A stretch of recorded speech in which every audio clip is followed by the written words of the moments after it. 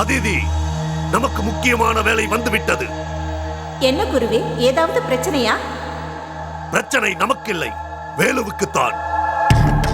அதாவது நெருப்பாடி அனுப்பிய ஆவி இப்பொழுது வேலு வீட்டில் பல தொல்லைகளை கொடுக்க ஆரம்பித்திருக்கிறது. அங்கு அவர்களுக்கு நடக்கும் தொல்லை என்று நாம் கவனிக்காமல் இருந்தால் அந்த தொல்லை நமக்கு வருவதற்கு வெகு நாட்கள் இல்லை. இதோ பார், நாம் நமது வேலையை செய்ய தாமதிக்கவோ பயப்படவோ கூடாது. அந்த வீட்டில் நீ சென்று தங்குவதற்கு திட்டம் உருவாக்க வேண்டும். குருவே, எனக்கு ஒரு யோசனை. முன்பு நான் வேலைக்காரியாக இருந்தது போல் இப்பொழுது வேறு ஒரு உருவத்தில் நான் அங்கு வேலைக்காரியாக செல்லட்டுமா? அதிதி, இந்த யோசனை எனக்கு சரியாக படவில்லை. ஏனென்றால் இதற்கு முன் நீ வேலைக்காரி வடிவில் சென்று பல தொல்லைகள் கொடுத்ததால் வேலைக்காரி என்றாலே அவர்கள் பயப்படும் நிலை ஏற்பட்டு விட்டது. அது சரி வராது. இனி என்ன செய்யலாம் குருவே? நாம சென்றால் பிரச்சனை வரும். ஆனால் அவர்களுக்கு நாம் ஒரு வேலைக்காரி வேண்டும் என்ற எண்ணம் உருவாக்கி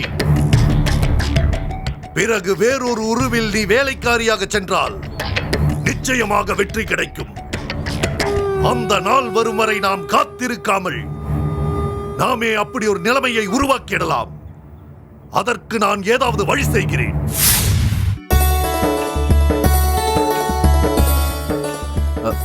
காயத்ரி, ஏன் மூஞ்சி தூக்கி வச்சுட்டு வர? எனக்கு உங்க அம்மா வீட்டுல இருக்காங்க, பரவாயில்ல. இல்லனா குழந்தைய பார்க்கணும், வீட்டு வேலை செய்யணும், துணி துவைக்கணும், சமைக்கணும். எனக்கு என்ன 12 கையா இருக்கு எல்லாம் செய்யறதுக்கு? காயத்ரி, 12 கை இருக்கிறது பத்ரகாளிக்கு மட்டும்தான். நீயும் பத்ரகாளியா மாறிடாத. ஆமா, ஒரு வேலைக்காரியை கொண்டு வர நேரம் இல்ல. இப்படி யோசிச்சு யோசனை சொல்ல மட்டும் நேரம் இருக்கு. இத பாருங்க, முதல்ல வீட்டு வேலை செய்ய ஒரு நல்ல வேலைக்காரியா பாருங்க. இதுக்கு மேல குழந்தையும் பார்த்துக்கிட்டு எல்லா வேலையும் செய்ய என்னால முடியாது. ஏய், உன்னை கஷ்டப்பட வைக்க எனக்கு என்ன வேண்டுதில்ல? நீ தானே பாக்குற. முதல்ல ஒரு வேலைக்காரி வந்தா, அவ பேர் என்ன, சண்முக சுந்தரி என்னவோ. வேலைக்காரியாவா? அப்பா, பெரிய சூனியக்காரி. என்னென்ன இம்சை கொடுத்துட்டு போனா நீ தானே பார்த்த. அப்புறம் திருட்டு மொழி முடிச்சுட்டு இன்னொருத்த வந்தால, துளசி. கொஞ்சம் விட்டுருந்தா உன் வாழ்க்கையில விளையாண்டுருப்பா. அப்படி ஏதாவது நடந்திருந்தா அவளை கொன்னுட்டு நான் ஜெயிலுக்கு போயிருப்பேன். பாக்குறதுக்கு அப்பாவி மாதிரி இருக்க, கொலை செய்வேன் கொலை. இதை பாரு, உன்னை கொலைகாரியா பாக்குறதுக்கு எனக்கு விருப்பம் இல்ல. எப்படியாவது தேடி பிடிச்சி ஒரு வயசான வேலைக்காரியை கொண்டு வந்து வீட்டுல வைக்கிறேன், போதுமா? வா. வயசான வேலைக்காரியா? அவளை உட்கார வச்சு அவளுக்கு சேவகம் செய்யணுமா? அந்த மாதிரி இல்லாம நல்லா ஓடி ஆடி வேலை செய்யற ஒரு பொண்ணை பாருங்க. சரி சரி, நீ சொன்ன மாதிரி நல்ல வேலைக்காரியா பாக்குறேன், சரியா?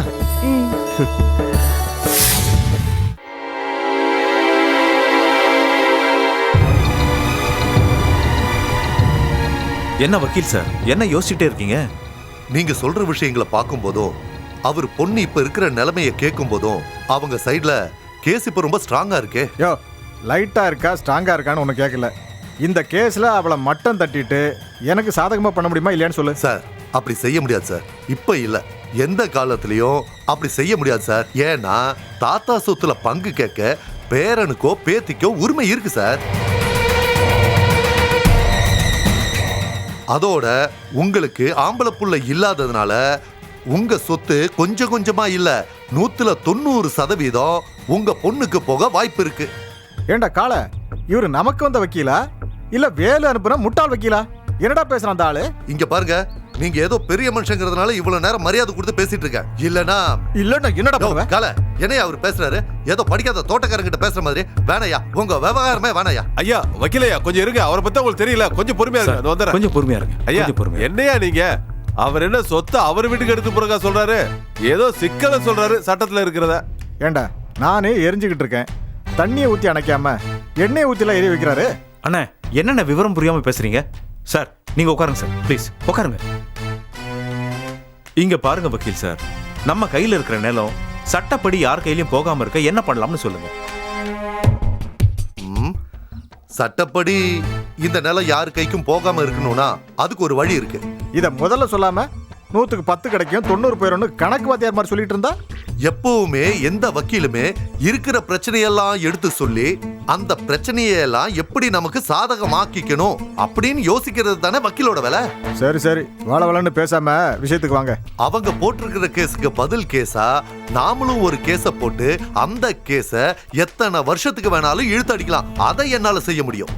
அதுக்கப்புறம் 1% நிலம் கூட அவளுக்கு போகாம செய்யறதுக்கு ஏதாவது வழி இருக்கா? வழி இருக்கு.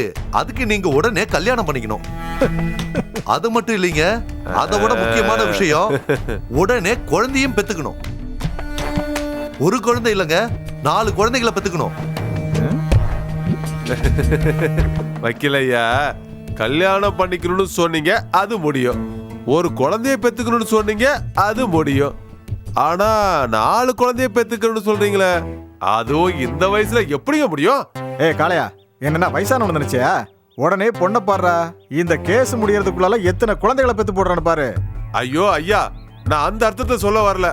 நீங்க அத்தனை குழந்தைய பெத்து போறதுக்குள்ள கேஸ் எப்படி முடியாம இருக்குன்னு கேட்க வந்தேன். இங்க பாருக்கால, இவர் மக கிழவியாகி மண்டைய போடுற வரைக்கும் கூட இந்த கேஸ் இழுக்கலாம்.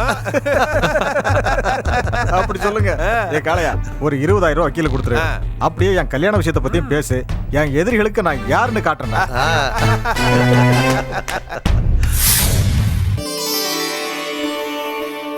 வாம்மா காயத்ரி.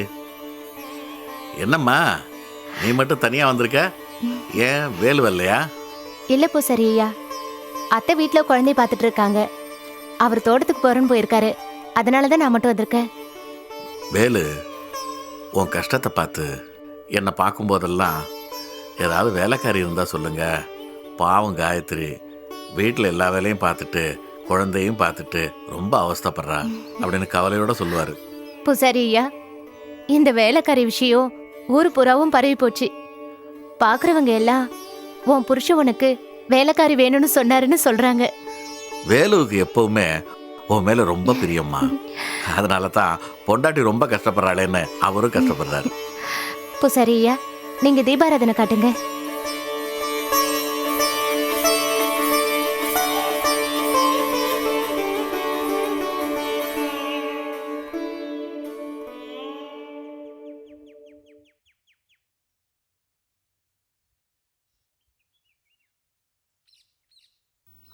ஐயோ,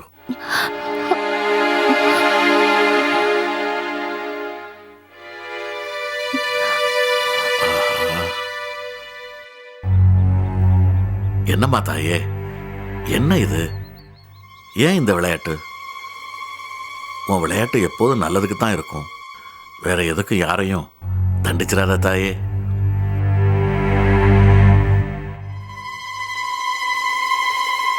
என்ன பூசாரி ஐயா இப்படி ஆயிடுச்சு?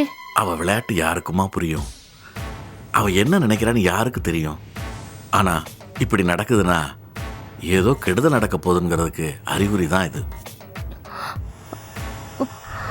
அம்மா காயத்ரி, வீட்டில் எல்லாத்தையும் ஜாக்கிரதையா இருக்க சொல்லு. குறிப்பா வேலுவை ராத்திரியில அவசியம் ஏற்பட்டால் ஒழிய வெளியே எங்கேயும் போக வேண்டாம்னு சொல்லு. குழந்தைய பத்திரமா பார்த்துக்க. எதுக்கும் கவலைப்படாத. ஆத்தாள மீறி எதுவும் நடக்காது. என்ன மாதிரி பிரச்சனை வரும்னு தெரியுமா பூசாரி? அம்மா காயத்ரி, பிரச்சனை வரும். ஆனா அது என்ன பிரச்சனை, யாருக்கு வரும்னு நம்ம எப்படிமா சொல்ல முடியும்? நாம ஜாக்கிரதையா இருந்தா மற்றதை அவ பார்த்துக்குவா. நீ பயப்படாம பாரத்தை அவ மேல போட்டுட்டு நிம்மதியா வீட்டுக்கு போ. சரிங்க பூசாரி. என்னம்மா சோதனை?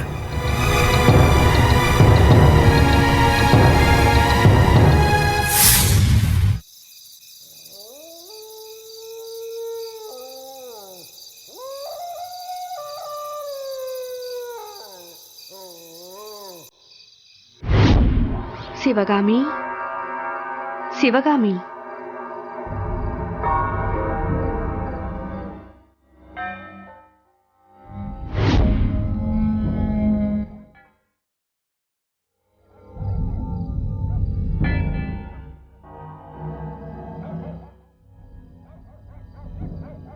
என்ன யாரோ கூப்பிடுற மாதிரி இருக்கு. யாரோ பின்னாடி வர்ற மாதிரி இருக்கு. யாரையும் காணுமே. ஐயோ, என்னாச்சு? ஒண்ணுமே புரியலையே.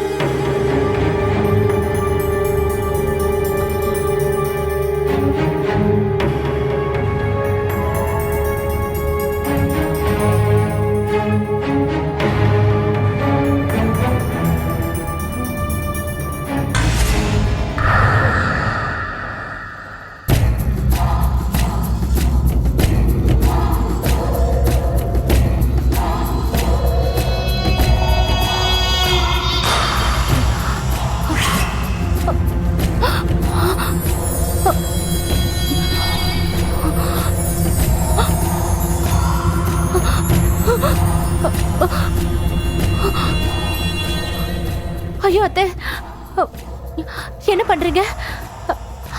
ஏன் குழந்தைய தலைக்கீழ வச்சிருக்கீங்க? என்ன? குழந்தைக்கு உரம் விழுந்திருக்கு, எடுத்துட்டு இருக்க. போ, போய் உன் வேலையை பாரு. இல்ல அத்தை, குழந்தைக்கு ஏதாவது ஆயிட போகுது.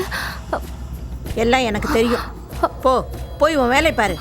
இல்ல, அத்தைக்கு ஏதோ நடந்திருக்கு, என்னமோ ஆயிருக்கு. என் குழந்தைக்கு ஏதோ ஆயிடக்கூடாது. அம்மா தாயே, பகவதி அம்மா, நீதாம்மா என் குழந்தைய காப்பாத்தணும்.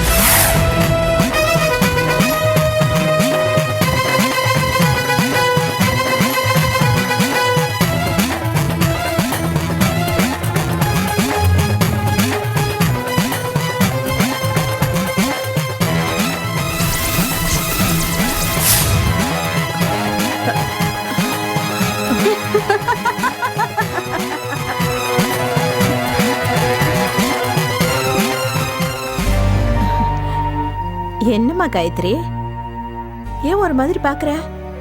என்னாச்சு? அத்தை, நீங்க குழந்தைய தலைகீழ வச்சிருந்தீங்களே, அது உங்களுக்கு ஞாபகம் இருக்கா? உனக்கு என்ன பைத்தியமா? குழந்தை போய் யாராவது தலைகீழ தொங்க விடுவாங்களா? என்னாச்சு உனக்கு? அவருக்கு நடந்த மாதிரி தான் அம்மாவுக்கு நடந்திருக்கு. இதுக்கு ஏதாவது ஒரு வழி செய்யணுமே. காயத்ரி, குழந்தைய நான் தூங்க வைக்கிறேன், நீ போய் உன் வேலையை பாரு. ஓண்ட ஓண்ட சொல்ல குட்டி, அம்மா இல்ல. எனக்கு என்ன பண்றதுன்னே தெரியல. எந்த கெடுதலும் இல்லாம நீதான் காப்பாத்தணும் தாயே.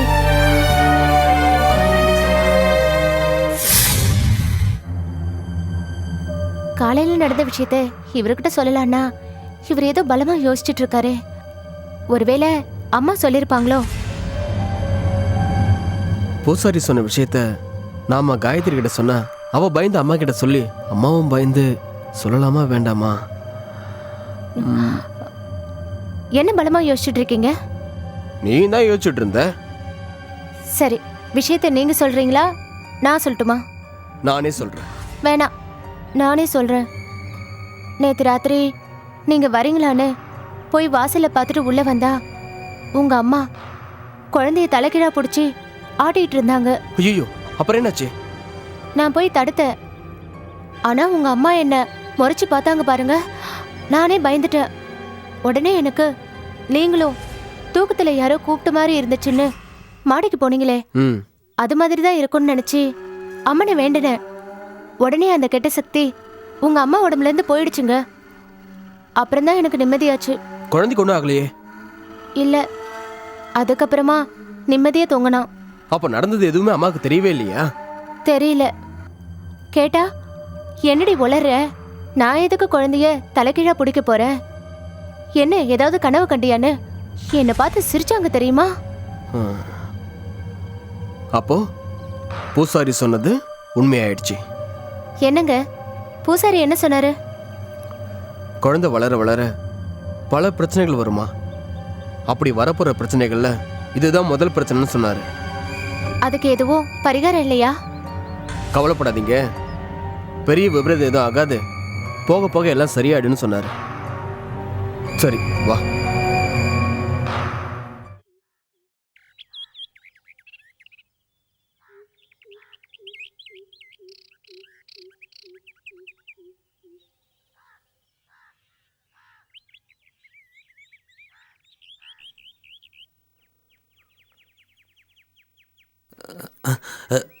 வாங்க முதலாளி. இதை பாருங்க, சாதாரணமாக ஐயான்னு கூட்டாலே போதும், முதலாளிலாம் கூப்பிட தேவையில்ல.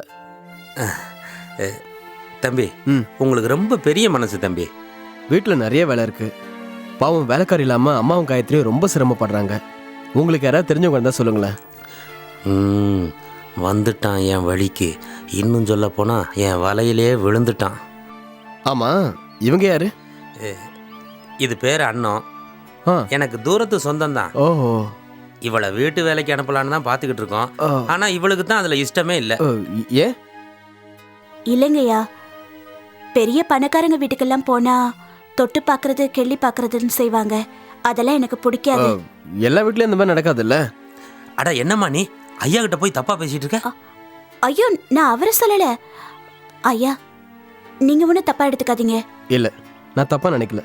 நீங்க சொன்னது சரிதான். இனிமே நீங்களே எங்க வீட்டு வேலைக்கு வந்துருங்க. சந்தோஷங்கய்யா. கரெக்டுங்களா? வாங்கய்யா. அதிதி, உன்னை நான் என்னவோ என்று நினைத்தேன். ஆனால் உண்மையிலே நீ தெளிவான பெண்தான். நன்றி குருதேவா. வேலு உன் பேச்சை கேட்டு உன்னை வீட்டு வேலைக்காரியாக வரச் சொல்லி இருக்கிறான். நீ இந்த முறை எந்த இக்கட்டான சூழ்நிலையிலும் மாட்டாமல், முக்கியமாக அம்மன் விஷயத்தில் மிக ஜாக்கிரதையாக இருக்க வேண்டும். அங்கு ஏதாவது பிரச்சனையில் நீ வேலு வீட்டை விட்டு வெளியே வந்தால் அந்த நெருப்பாடி நிச்சயம் அந்த குழந்தையை அழித்து விடுவான். ஐயோ குருதேவா, தங்கள் வாயால் அவ்வாறு சொல்லாதீர்கள். நிச்சயம் அது நடக்காது. நடக்காதா? அதிதி, பாதி நடந்து விட்டது தெரியுமா? என்ன சொல்கிறீர்கள் குருதேவா? நேற்று இரவு அந்த கெட்ட ஆவி வீட்டிற்குள் நுழைந்து வேலு அம்மா உடலுக்குள் சென்று குழந்தையை தலைகீழாக தொங்கவிட்டு இருக்கிறது. ஐயோ, பிறகு? நல்ல வேளை, காயத்ரி பார்த்துவிட்டு அம்மனை வேண்ட அந்த கெட்ட சக்தி தலை தெறிக்க ஓடிவிட்டது. குருவே, இவ்வளவு தூரம் நடந்திருக்கிறது. இனியும் காலதாமதம் இல்லாமல் நான் உடனே வேலு வீட்டிற்கு செல்கிறேன்.